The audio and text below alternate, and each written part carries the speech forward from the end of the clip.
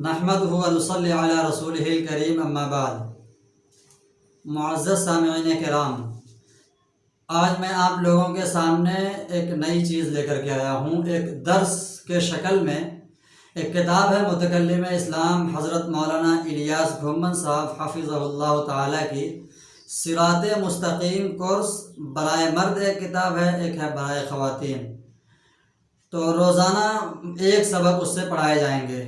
آج جو کتاب شروع ہو رہی ہے اس کا نام ہے صراط مستقیم کورس برائے خواتین۔ جب یہ کتاب مکمل ہو جائے گی اس کے بعد صراط مستقیم کورس برائے مرد پڑھایا جائے گا انشاءاللہ۔ اس کتاب کی خصوصیت پہلے جان لیجئے۔ یہ کتاب 40 سبق پر مشتمل ہے۔ عمومی طور پر ان کے لیے جو بچے کالج میں پڑھتے ہیں، دینی تعلیم ان کے اندر نہیں ہوتی ہے، تو اس میں کوشش یہ کی گئی ہے کہ مکمل جو عمومی ضروریات ہوتی ہیں ہر مسلمان کو معلوم ہو جائے۔ اس کتاب کی خصوصیت، یہ کتاب 5 موضوع پر مشتمل ہے اور 40 سبق پر مشتمل ہے۔ ایک دن میں ایک سبق 5 موضوع پر گفتگو ہوگی۔ پہلا موضوع کیا ہے؟ قرآن کریم۔ اس کا پہلا موضوع ہے قرآن کریم، یعنی قرآن کے سلسلے میں بات ہوگی۔ دوسرا موضوع ہے حدیث شریف، یعنی حدیث کے سلسلے میں گفتگو ہوگی، حدیث پڑھائے جائیں گے، حدیث سکھائے جائیں گے، حدیث یاد کرائے جائیں گے۔ تیسرا موضوع ہے عقائد، ہمارا عقیدہ کیا ہے۔ عقائد کو تھوڑا سا اور کھول کر کے سمجھ لیجئے۔ عقیدہ کسے کہتے ہیں؟ عقیدہ ہے کسی چیز پر جم جانا، کسی چیز کو مان لینا۔ لیکن اسلامی عقیدہ کیا ہے؟ ایک مثال سے میں آپ کو سمجھا دوں کہ اللہ تبارک و تعالیٰ ایک ہے، یہ ہمارا کیا ہے؟ عقیدہ ہے۔ اللہ کے پیارے حبیب صلی اللہ علیہ وسلم اللہ کے رسول ہیں، یہ کیا ہے؟ ہمارا عقیدہ ہے، یہ صحیح عقیدہ ہے۔ کوئی یہ کہے کہ اللہ 2 ہے، یہ کیا ہے؟ عقیدہ یہ بھی ہوگا، لیکن کیا ہوگا؟ غلط عقیدہ ہوگا۔ تو یہاں پر عقائد کے بحث کیے جائیں گے کہ ہمارا رسول کے متعلق کیا عقیدہ ہونا چاہیے، اللہ کے متعلق ہمارا عقیدہ کیا ہونا چاہیے، کہ قرآن کے بارے میں کیا عقیدہ ہونا چاہیے، آسمانی کتابوں کے بارے میں ہمارا کیا عقیدہ ہونا چاہیے۔ اس سلسلے میں انشاءاللہ عقائد میں گفتگو ہوں گی۔ اس کے بعد موضوع ہے مسئلہ اور مسائل۔ مسائل بھی جاننا ضروری ہوتا ہے، چونکہ اگر مسائل ہمیں معلوم نہیں ہوں گے تو ہم عبادات کیسے کریں گے۔ مسائل پر بھی گفتگو ہوگی اس پر۔ اور آخری جو اس کا موضوع ہے مسنون دعائیں، یعنی دعا بھی اس میں یاد کرائی جائیں گی۔ یہ بہت جامع کتاب ہے اور بہت کم وقت میں بہت علم کا یہ حامل ہے، یعنی کم وقت میں یہ کتاب آپ کو بہت ساری جانکاری دے سکتی ہے۔ سبق شروع ہونے سے پہلے چند باتیں ایسی ہیں جن کو سمجھنا ضروری ہے۔ مقدمہ تو بہت لمبا ہے، لیکن خصوصاً ہمارے ملک میں اردو لوگ کم سمجھتے ہیں۔ اگر وہ ساری باتیں بتائی جائیں تو جو سبق ہے وہی جو ہے سمجھ میں بات نہیں آئے گی۔ اس لیے اس میں جو اہم باتیں ہیں جس کو سمجھنا بہت ضروری ہے، اس کا تذکرہ میں پہلے کر دوں، اس کو پہلے میں بیان کر دوں تو انشاءاللہ مکمل سبق، پہلا سبق پھر شروع کیا جائے گا۔ سب سے پہلے ہمیں یہ سمجھنا ہے کہ فرض کسے کہتے ہیں۔ لوگ کہتے ہیں نا کہ یہ چیز فرض ہے، واجب ہے، سنت ہے، یہ ساری چیزیں پہلے ہم سمجھ لیتے ہیں یہ کیا چیزیں ہیں۔ تو فرض کی تعریف سنیے پہلے۔ فرض ایسا حکم ہے جو دلیل قطعی سے ثابت ہو اور بلا عذر چھوڑنے والا گنہگار ہو اور اس کا منکر کافر ہو، مثلا 5 وقت کی نماز۔ فرض کسے کہتے ہیں؟ فرض کو بیان کر رہے ہیں۔ جیسے 5 وقت کی نماز فرض ہے۔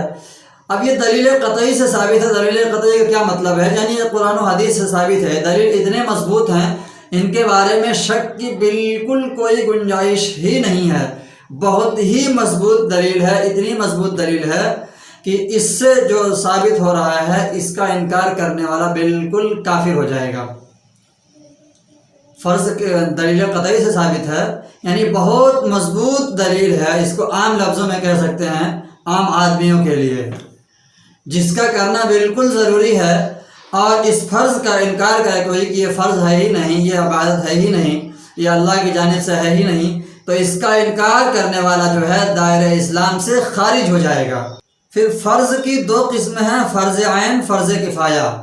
فرض عین ایسا حکم ہے جو ہر مسلمان پر فرض ہے، ہر مسلمان پر اس کو ادا کرنا ضروری ہوتا ہے، مثلا 5 وقت کی نماز، رمضان کے روزے وغیرہ۔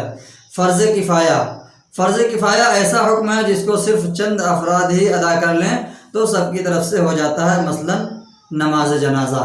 یہاں فرض کی تقسیم کر رہے ہیں، فرض کی 2 قسم بیان کر رہے ہیں۔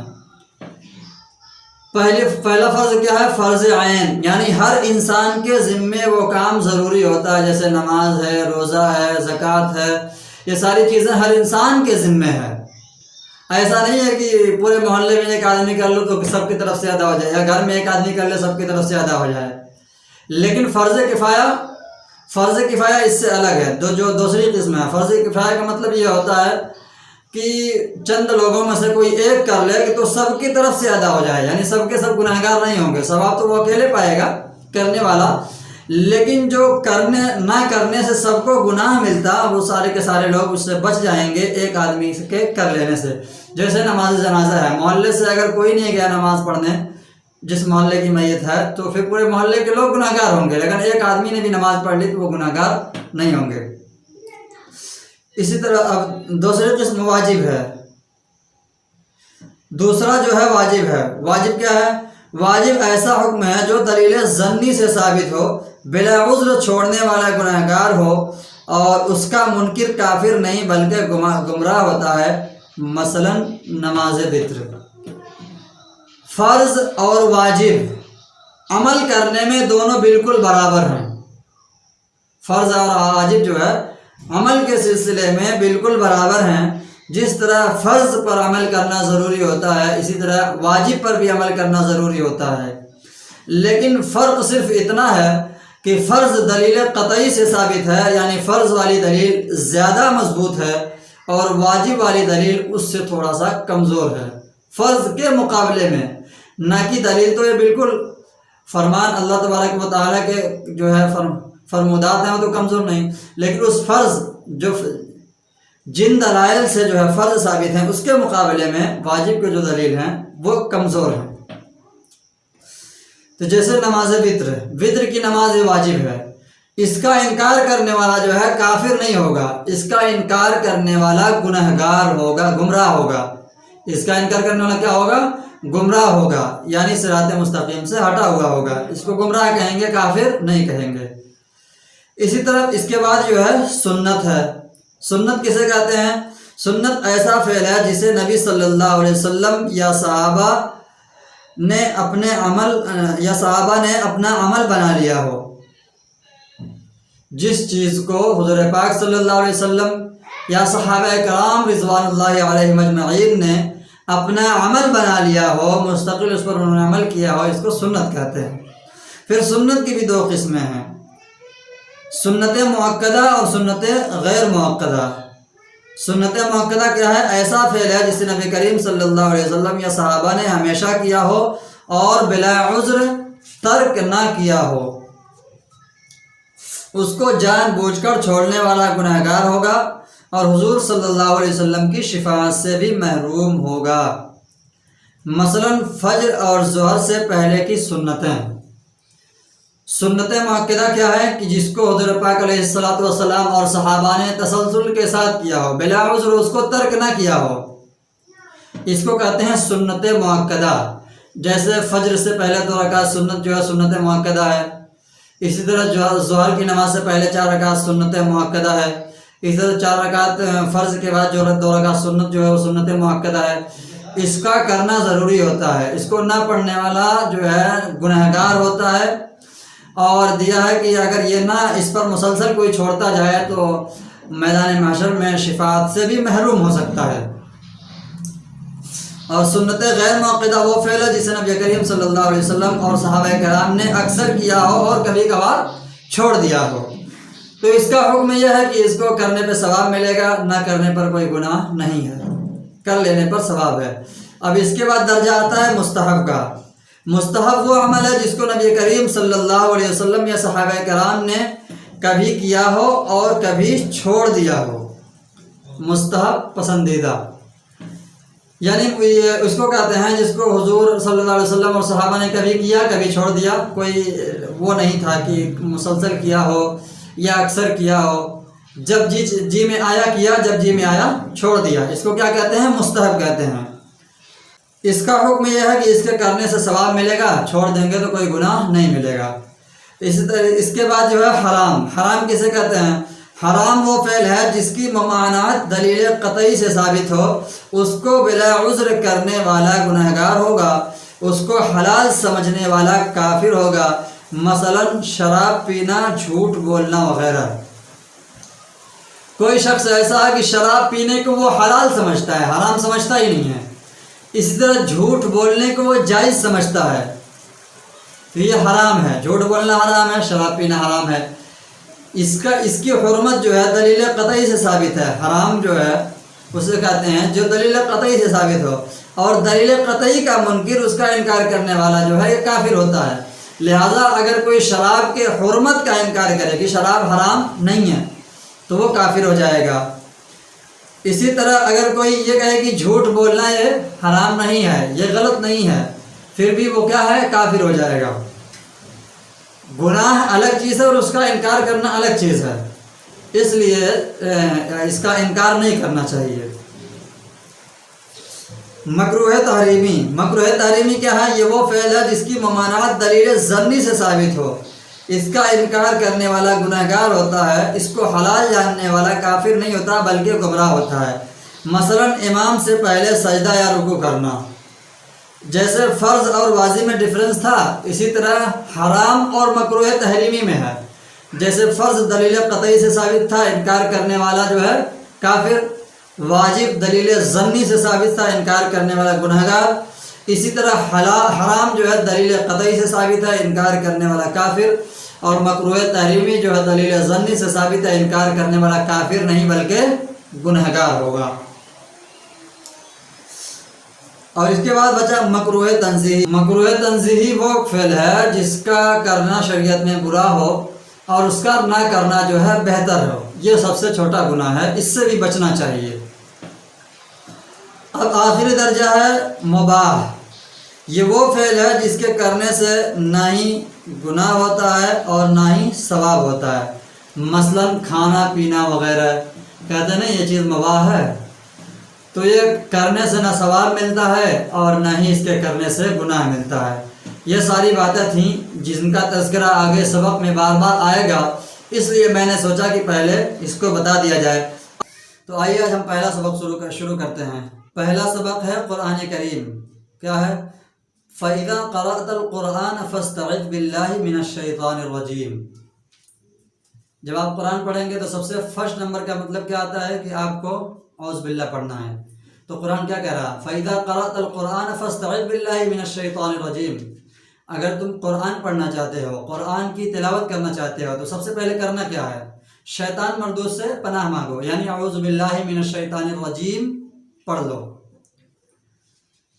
سورہ نحل جو ہے آیت نمبر 98، پارہ نمبر 14۔ اب دوسرا جو پہلے سبق میں جو دوسرا موضوع ہے وہ کیا ہے؟ حدیث۔ حدیث میں ہے عن ابی سعید الخدری رضی اللہ عنہ ان رسول اللہ صلی اللہ علیہ وسلم کان یقول قبل القراءۃ اعوذ باللہ من الشیطان الرجیم۔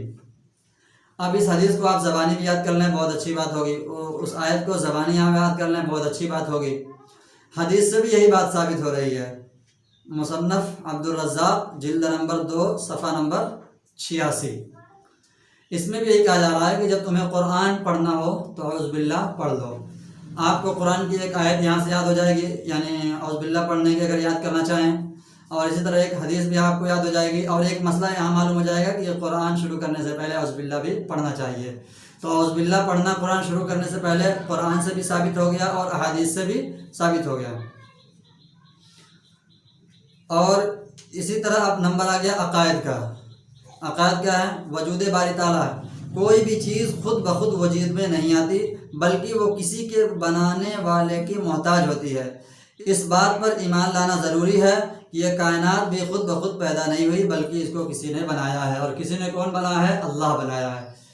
جو لیبرل قسم کے لوگ ہوتے ہیں، جو ناستک ہوتے ہیں، وہ کہتے ہیں دنیا کو کسی نے بنایا ہی نہیں۔ سائنس کیا کہتے ہیں؟ دنیا کو کسی نے بنایا ہے، دنیا خود بخود بن گئی۔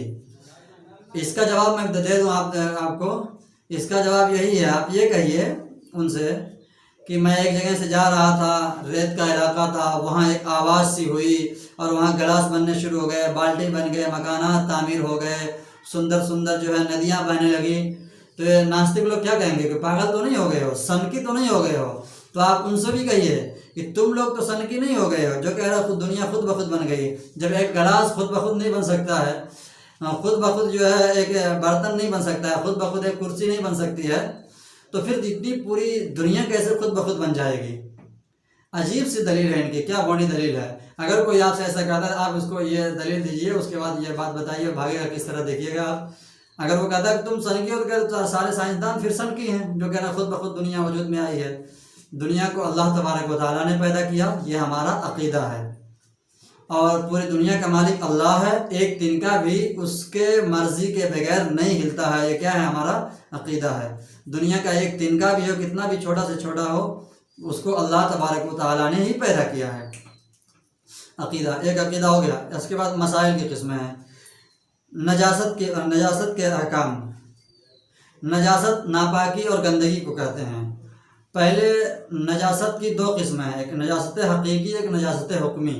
نجاست حقیقی کا کیا مطلب ہے؟ یعنی ریئل میں جو دکھتا ہو، جو دکھ رہا ہو، پتہ چل جا رہا ہو، جیسے پیشاب پاخانہ کہیں لگ جائے تو یہ نجاست حقیقی ہے، یہ دکھ رہا ہے۔ اور نجاست حکمی دکھتا نہیں ہے لیکن وہ ناپاکی ہوتے ہیں، جیسے آپ کو احتلام ہو جائے، ناپاک ہو جائیں گے، وہ نجاست ہے۔ اسی طرح آدمی پیشاب کر لے، بے وضو ہو جائے گا، یہ بھی ایک نجاست ہے۔ پاخانہ کر لے، وہ بھی بے وضو ہو جائے گا، یہ بھی ایک نجاست ہے۔ تو اس کو نجاست حکمیہ کہتے ہیں، اور جو دکھتا ہے اس کو نجاست حقیقیہ کہتے ہیں۔ پھر نجاست حقیقی کی دو قسمیں ہیں۔ نجاست حقیقی کی دو قسمیں ہیں، نجاست غلیظہ اور نجاست خفیفہ۔ اب نجاست غلیظہ آسان لفظوں میں آپ اس طرح سمجھ سکتے ہیں کہ نجاست غلیظہ جو سخت، غلیظہ مانے سخت، غلیظ کا نہیں ہوتا ہے، جو نجاست غلیظہ اسے کہیں گے جو سخت ہوتا ہے، جس کے بارے میں شریعت نے بھی سختی برتا ہے اور دکھتا بھی ہے، جس کو بیان فرمایا نجاست غلیظہ وہ نجاست ہے جس کی ناپاکی زیادہ سخت ہو اور اس کی بہت تھوڑی مقدار معاف ہو۔ مثلا شراب، انسان کا پیشاب، پاخانہ، خون، منی، یہ سب جیسے کیا ہے؟ نجس ہیں۔ اور مرغی اور مرغابی اور بطخ کی بیٹ بھی نجس ہے، اور حرام جانوروں کا پیشاب بھی نجس ہے۔ یہ ساری نجاستیں جو ہم نے ابھی بیان کی ہیں نجاست غلیظہ ہے۔ اس کا حکم کیا ہے؟ نجاست غلیظہ کا حکم کیا ہے؟ اس کا حکم بیان فرمائے۔ اس کا حکم یہ ہے، اگر یہ نجاست کسی کے بدن یا کپڑوں میں لگ جائے، اگر 1 درہم کے برابر ہو یا اس سے کم ہو تو معاف ہے، اگر 1 درہم سے زیادہ ہو تو معاف نہیں۔ نجاست غلیظہ کسی کے جسم میں یا کسی کے کپڑے میں لگ جائے، اب کیا کرنا ہے؟ اس کے بارے میں بیان فرما رہے ہیں کہ نجاست غلیظہ اگر روپے کے برابر، ہتھیلی یوں ہوتی ہے، جو بیچ کا حصہ ہوتا ہے، عمومی طور پر جتنے پانی اس میں آ جاتے ہیں اسی کو کہتے ہیں روپے کے برابر، اتنے مقدار میں ہے تو معاف ہے۔ معاف ہونے کا مطلب کہ نماز بھی پڑھ لیتے ہیں تو وہ معاف ہے، نماز ہو جائے گی، لیکن بہتر نہیں ہے، اس کو صاف کر لینا چاہیے، پاک کر لینا چاہیے، ختم کر لینا چاہیے۔ اور نجاست خفیفہ وہ نجاست ہے جس کی ناپاکی قدر کم ہو، جس کی زیادہ مقدار معاف ہو۔ مثلا تمام حرام پرندوں کی بیٹ اور تمام حلال جانوروں کا پیشاب نجاست خفیفہ ہے، یعنی یہ ہلکا نجاست ہے۔ نجاست غلیظہ مانے سخت نجاست جو کم ہی مقدار معاف ہے، زیادہ مقدار معاف نہیں ہے۔ نجاست خفیفہ کا مطلب ہلکی نجاست جو زیادہ مقدار میں بھی معاف ہے۔ اس کا حکم کیا ہے؟ اگر نجاست خفیفہ کپڑے یا بدن کے چوتھائی حصے کے برابر یا اس سے زیادہ لگی ہو تو معاف نہیں، اگر چوتھائی حصے سے کم ہو تو معاف ہے۔ نجاست خفیفہ کا حکم بیان کر رہے ہیں کہ نجاست خفیفہ اگر لگ گیا تو کتنا معاف ہے۔ اب جسم کے کس حصے میں لگا ہے اس حصے کا چوتھائی ناپ دیں گے، 4 حصے میں بانٹ دیں گے، اگر چوتھائی سے کم ہے تو وہ چیز معاف ہے، اس سے نماز ہو جائے گی۔ لیکن اگر وہ زیادہ ہے، مثال کے طور پر اگر ہاتھ میں لگا ہے تو ہاتھ کی چوتھائی ناپیں گے، یعنی 3 حصہ اس کو نکال دیں گے، چوتھائی جو بچے گا اس سے کم ہوگا تو وہ معاف ہوگا، اگر اس سے زائد ہو تو وہ معاف نہیں ہوگا۔ اب نجاست زائل کیسے کریں؟ مثال کے طور پر نجاست غلیظہ یا خفیفہ کوئی بھی نجاست لگ گیا ہے، وہ جو مرئی ہے، دیکھے جانے والی نجاست ہے، پیشاب ہے، پاخانہ ہے، اور اسی طرح منی ہے، کوئی بھی چیز اگر لگ جائے تو اس کو دور کیسے کریں گے؟ اس کی کئی شکلیں ہو سکتی ہیں۔ مان لیجئے کپڑے میں لگ جائے تو کپڑے کی شکل یہی ہے کہ آپ اس کو 1 مرتبہ دھلیں، اس کے بعد بڑھیا سے نچوڑ دیں، پھر دوبارہ اس پر پانی بہائیں، دھلیں، پھر نچوڑ دیں، پھر تیسری مرتبہ اس کو دوبارہ پانی بہا کر کے بالکل نچوڑ دیں، وہ پاک ہو گیا۔ لیکن ساری چیزیں ایسی ہوتی نہیں ہیں کہ اس کو نچوڑا جا سکے، کچھ چیزیں ایسی ہیں جس کو نچوڑ نہیں سکتے آپ، پھر اس کو کیا کریں؟ تو اس کے بارے میں یہ ہے کہ اس پر 1 مرتبہ پانی بہائیں اور پانی دھل کر کے وہ بالکل پانی وہاں پر سوکھ جائے، پھر دوبارہ پانی بہائیں، پھر پانی سوکھ جائے، پھر دوبارہ اس پر پانی بہا دیں، یہ شکل ہو سکتی ہے۔ اگر یہ شکل نہیں ہو پا رہی ہے، چونکہ انتظار کرنا بہت ہے، تو اس کے بارے میں ایک شکل اور ہے کہ آپ اس قدر پانی بہا دیں کہ اس پر اس قدر پانی بہا دیں کہ آپ کو یقین ہو جائے کہ کوئی بھی چیز اس پر باقی نہیں رہی ہے، ایک دم سب کچھ دھل کر کے ختم ہو گیا۔ اچھا، کچھ چیزیں ایسی ہیں کہ اگر آپ اس کو دھو نہیں سکتے ہیں، کچھ چیزیں ہوتی ہیں جو بہت ملائم ہوتی ہیں، نرم ہوتی ہیں، اس کو اگر آپ پوچھ بھی دیتے ہیں تب بھی وہ صاف ہو جاتی ہیں۔ تو اسی طرح بہترین کپڑے سے یا کسی اور چیز سے اگر رگڑ کر کے آپ اس نجاست کو صاف کر دیتے ہیں، نجاست بالکل زائل ہو جاتا ہے وہاں سے، تب بھی وہ چیز پاک ہو جائے گا۔ یہ شکلیں تھیں نجاست کو دور کرنے کی، دھونے کی۔ مسنون دعا دونوں کی دعا ہے، اللہم بسمک اموت و احیا، دعا پڑھ کر کے سوئیں۔ بخاری شریف جلد نمبر 2 صفحہ نمبر 934۔ یہ آج کا سبق ہے، یعنی پہلا کیا تھا؟ قرآن، پھر حدیث، پھر عقیدہ، پھر جو ہے مسائل، پھر مسنون دعا، یعنی ایک سبق جو ہے 5 قسموں پر مشتمل ہے۔ ہر دن سبق اسی طرح چلے گا انشاءاللہ، اور اگر کوئی مسئلہ وغیرہ بھی پوچھنا ہو تو آپ کمنٹ باکس میں جو ہے مسئلہ پوچھ سکتے ہیں۔